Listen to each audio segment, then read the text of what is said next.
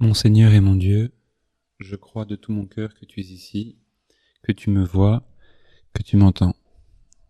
Je t'adore à genoux devant toi, je te demande le pardon de mes péchés et ton aide pour faire de mon mieux ce moment de prière. Marie, ma mère immaculée, Saint Joseph et mon ange gardien, intercédez pour moi. Qui sème le vent récolte la tempête. En ouvrant les lectures que l'Église, notre Mère, nous propose, les lectures qu'on peut lire chaque jour dans la liturgie, qu'on peut lire chaque jour dans une application quelconque comme AELF ou d'autres qui te proposent de lire les textes que tous les chrétiens du monde méditent. Et eh bien, je suis tombé dans la première lecture sur cette phrase « Qui sème le vent récolte la tempête » ou encore traduit « Ils ont semé le vent, ils récolteront la tempête ». Et alors c'est Dieu qui parle. Alors Jésus, en lisant cette phrase, j'ai eu comme première impression que tu avais tendance à nous punir. Voilà, c'est la première impression que ça peut donner. Voilà, je sème le vent et puis tu vas me renvoyer une tempête en retour. Un peu comme quelqu'un qui fait une bêtise et qui prend en retour la colère de ses parents, de son conjoint, de ses amis, etc. Et après, j'ai essayé de méditer et puis de regarder le crucifix, de te regarder Jésus sur la croix. C'est peut-être d'ailleurs la seule façon de comprendre la Bible. Souvent, il y a des gens qui me disent « Ah, mais j'ouvre la Bible, j'y comprends pas grand-chose, etc. » J'ouvre ma vie, j'y comprends pas grand-chose. Je regarde la vie du monde, je regarde les informations à la télé, les violences, etc. Et j'y comprends pas grand-chose. Et puis ça peut parfois me choquer aussi, et je vois que ça. Et je crois que la clé pour lire le monde, pour regarder le monde, c'est de regarder ta croix, Jésus. Surtout quand je ne comprends pas. Et là, en l'occurrence, cette expression, en fait très connue, parce que l'expression qui sème le vent récolte la tempête, c'est une expression qui est hyper connue, et tiens, on se dit, tiens, ça vient de la Bible. Ça montre qu'il y a un tas de choses de notre culture qui viennent de la Bible, Jésus. Alors Jésus, dans cette expression, le vent, qu'est-ce que ça signifie ?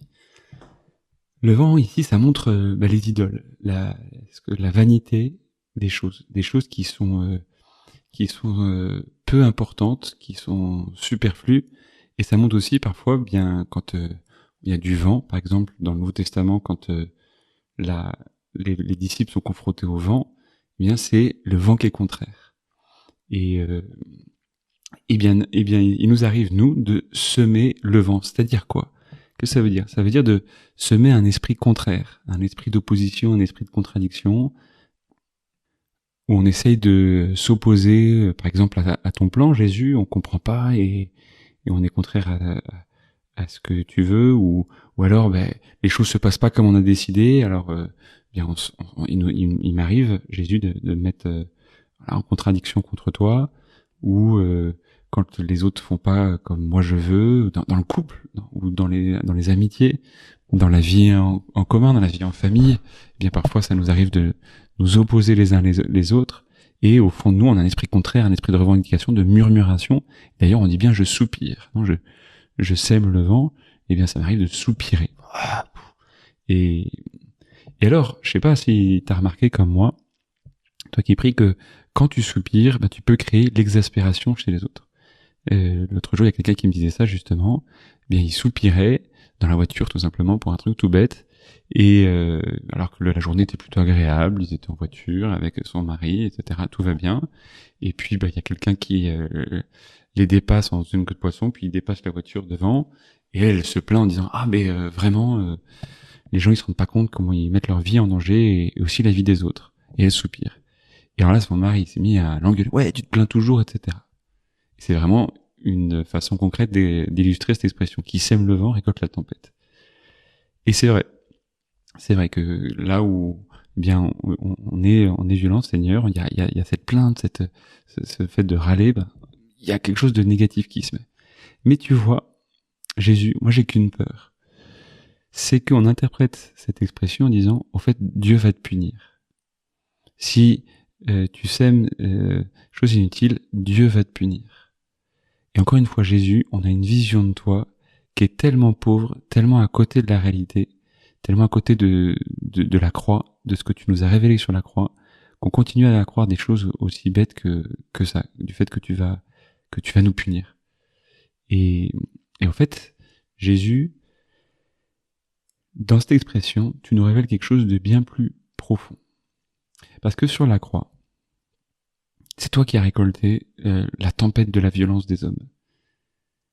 Lorsque tu as été trahi par Judas, c'est toi qui as récolté la tempête de la trahison. Lorsque tu as été trahi par Pierre, c'est toi qui as récolté ça. Lorsque tu as été condamné par les grands prêtres, c'est toi qui as récolté ça. Quand tu as été accusé par tout le monde et que tu as entendu les paroles crucifie-le, c'était toute une foule qui criait comme une seule tempête, crucifie-le, crucifie-le. Lorsque tu as été flagellé, c'est toi qui as récolté la tempête des coups de fouet qui sont tombés sur tes épaules si saintes et si belles. Lorsque tu as reçu la couronne d'épines, c'est toi qui as reçu la tempête de douleur qui a dû pénétrer toute ta tête. Lorsque tu as porté la croix, c'est toi qui étais au milieu de la tempête d'un flot de haine, de rancœur et de peur. Lorsque tu es sur la croix, c'est toi qui as récolté toute cette tempête. Et c'est fou parce que celui qui avait semé le péché, c'était l'homme, et c'est toi qui as récolté la tempête. Celui qui avait semé la peur, c'était le diable, et c'est toi qui as recueilli cette tempête, au cœur de laquelle tu as choisi de continuer à aimer Jésus et à faire confiance, à pardonner, à être patient, à tout supporter et à choisir d'aimer et d'encore aimer. Et donc cette expression qui sème le vent, récolte la tempête, Jésus, eh bien, je voudrais que tu m'aides à la réentendre de nouveau, qu'elle m'aide à contempler la tendresse infinie que tu me portes, et qu'elle m'aide, Jésus, à plus t'en vouloir quand il m'arrive des choses, ou à bannir toute expression du type le bon Dieu t'a puni, et autres types d'expressions comme ça qui t'accusent, Jésus, comme si tu n'étais pas du côté de l'homme, mais à voir que, en fait, bien c'est nous qui nous punissons nous-mêmes quand nous commettons le péché. Ben c'est nous qui nous abîmons nous-mêmes, qui abîmons ceux qui sont autour de nous, et on n'a pas à en vouloir à Dieu. Est-ce qu'on doit s'en vouloir à nous-mêmes, Jésus? Même pas. Tu veux pas. Tu me dis, bah moi t'inquiète pas, j'ai pris la tempête, j'ai pris les conséquences du péché, j'ai été récolter tout ce que tu avais fait de mauvais, et j'en ai fait une occasion pour t'aimer. Parce que, et c'est ça qui est fondamental, c'est que le péché a été pour toi occasion de montrer ta fidélité. C'est le grand thème du livre d'Osée, ou le prophète Osée, donc c'est la première lecture qu'on peut entendre aujourd'hui. C'est le grand thème de ce livre, c'est ta fidélité. Ta fidélité, ta fidélité. Tu m'emmènes au prophète d'épouser une prostituée pour montrer à quel point tu es fidèle, même quand tes amis, c'est-à-dire moi, Jésus, et toi qui pries avec moi, on est infidèles. C'est complètement inouï.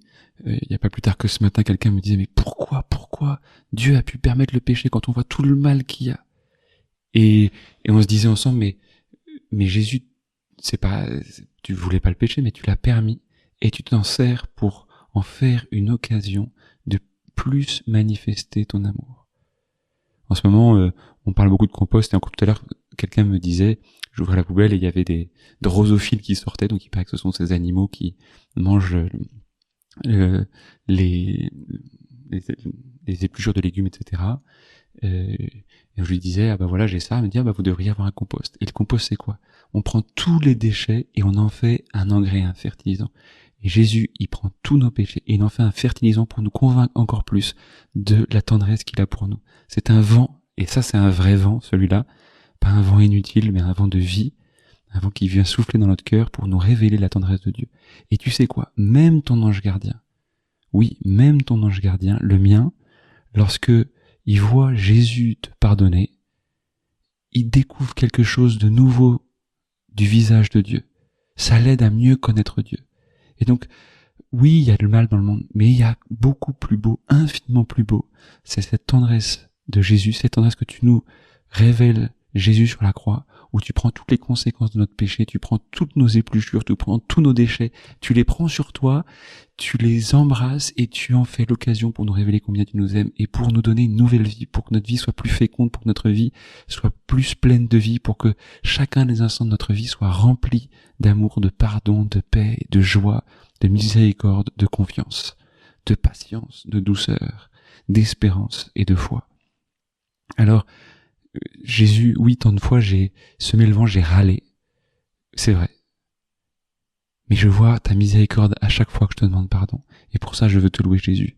Et aujourd'hui, peut-être que je vais râler sur l'une ou l'autre chose. Peut-être que je vais voir des choses mauvaises. Mais tout de suite, avec ta grâce, je me tournerai vers toi et je verrai que tu fais de cette occasion que j'ai saisie pour râler une occasion que tu saisis pour me montrer combien tu m'aimes infiniment plus. Et là où le péché a abondé, la grâce a surabondé, ton amour se manifeste de façon encore plus grande. Et alors je découvre une nouvelle tempête qui est là, une tempête douce, une tempête apaisante, une tempête consolante, qui est la tempête de l'esprit qui vient dans mon cœur et qui me révèle, combien tu m'aimes, Jésus, qui me révèle la tendresse infinie de Dieu le Père, qui n'est que pardon, tendresse, miséricorde et désir que nous revenions à lui. Que Marie, Mère de miséricorde, nous aide à accueillir cette tendresse tous les instants de notre journée où nous retournerons vers toi, Seigneur, pour te demander pardon et pour faire l'expérience de cette contemplation de la tendresse du Père, du cœur du Père, de ton cœur, Jésus. Je te remercie, mon Dieu, des bonnes résolutions, des beaux désirs et des lumières que tu as semées dans mon cœur pendant ce moment de prière. Je te demande de m'aider à les faire fructifier. Marie, ma Mère Immaculée, Saint Joseph et mon ange gardien, accompagnez-moi toujours en chemin.